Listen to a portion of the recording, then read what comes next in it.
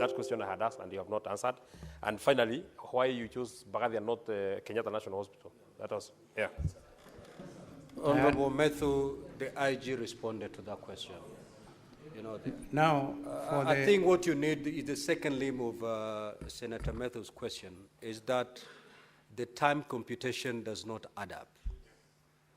What do you say to that?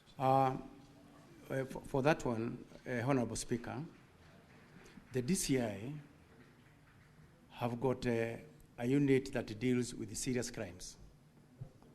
And in that unit, although he is going to give details on that one, in that unit, he has those who record the statements, those who are investigating on other bits of, every continuing investigations. So that's the reason why you find that once it has been confirmed, for example, by the CAK, has been confirmed by the EACC, then there is this team that moves immediately and effects, for example, the arrest. So that is basically the reason why you find that it is really not the same team that is seated at the DCI there that is doing all that, but it is one unit. So the information is passed to the other teams that are there.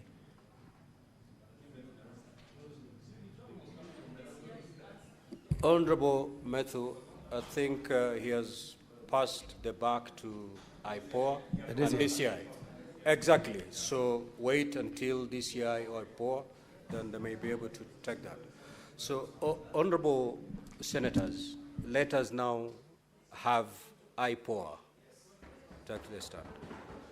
Senator Haji, you will. We still have all the witnesses around, you will. Exactly. Proceed, Senator Haji.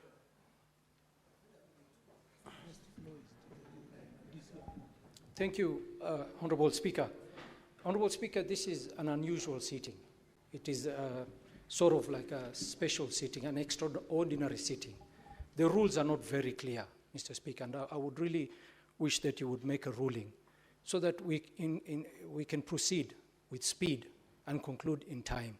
Mr. Speaker, if you allow everybody to ask a supplementary question, we will be here for a very long time.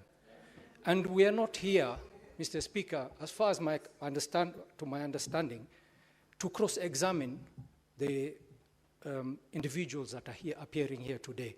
If we were informed that that is the case, then we would have been here very well prepared to cross-examine every answer that is submitted to this House. So, Mr. Speaker, and also not to forget that this matter has also been referred to the committee. I don't know what you expect the committee to do, what work to do, if we are going to handle everything here today. And we don't have the time. So, Mr. Speaker, I indulge that you make a ruling so that we can move with speed and give opportunities to the senators who have not spoken today to also ask questions to the individuals that are here. Thank you, Mr. Speaker. Now, honorable senators, I was very clear on the procedure to adopt going forward. And I said we're going to hear all the witnesses. Thereafter, I was going to allow senators to ask for clarifications or ask questions. We did the first round before we adjourned for lunch. When I came back, the way forward I had communicated was, before we take the second round of senators, we allowed the witnesses to respond to the questions or clarifications sought that were directed to them. Once we are done with that, we will take the second round of senators. Now, the problem is there are some questions that honorable senators have posed that have not found satisfactory answers. That those questions that honorable senators have posed, whom the IG has referred to IPOA.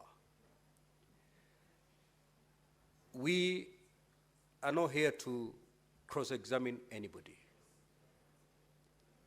We are simply asking questions and clarifications from the witnesses that are here.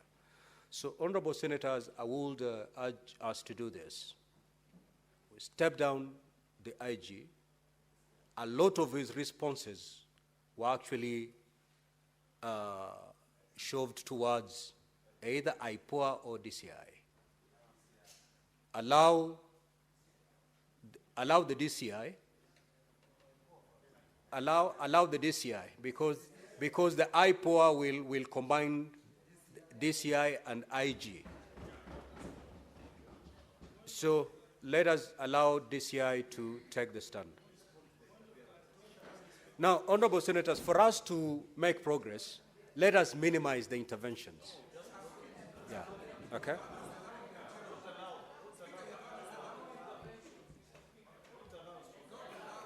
Honorable senators, let us allow DCI to proceed to respond to the questions sought.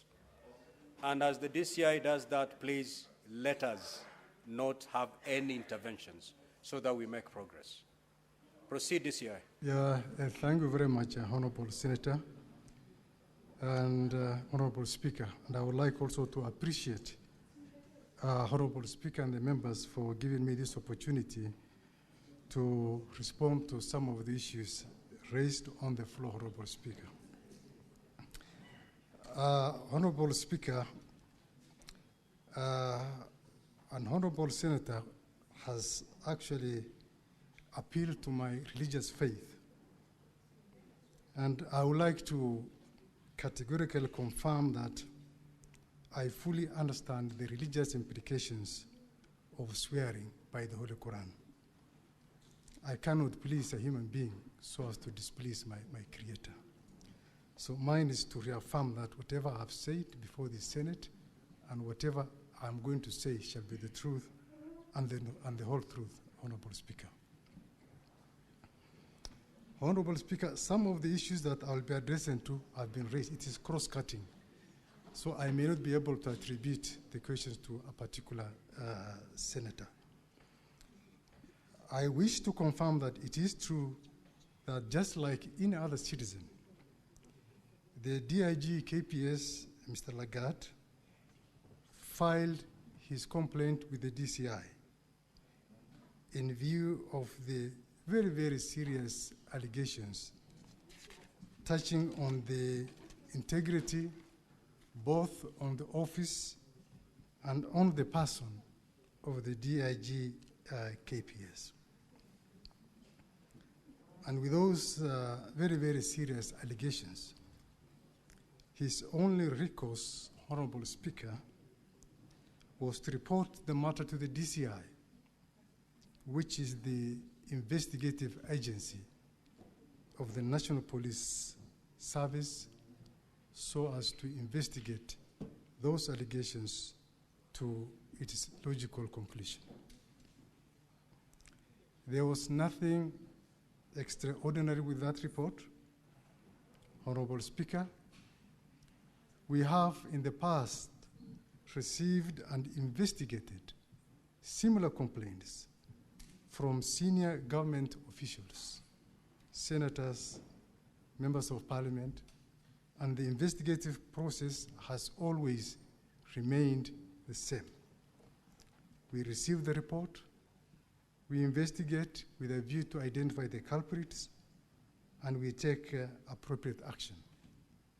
So the complaint by the DIG KPS, Mr. Lagat, was subjected to the same due process, Honorable Speaker, and there wasn't any preferential treatment as such.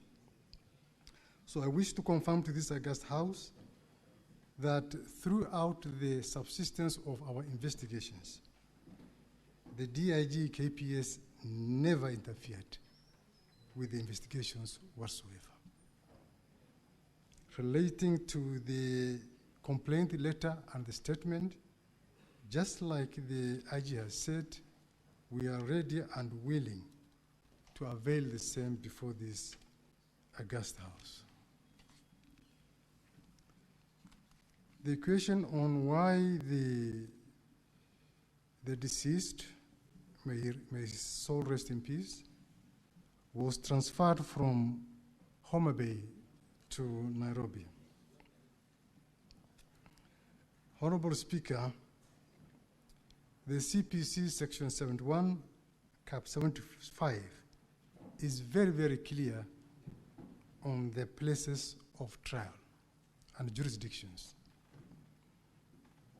Ordinary places of trial for an offense is determined where the crime was committed.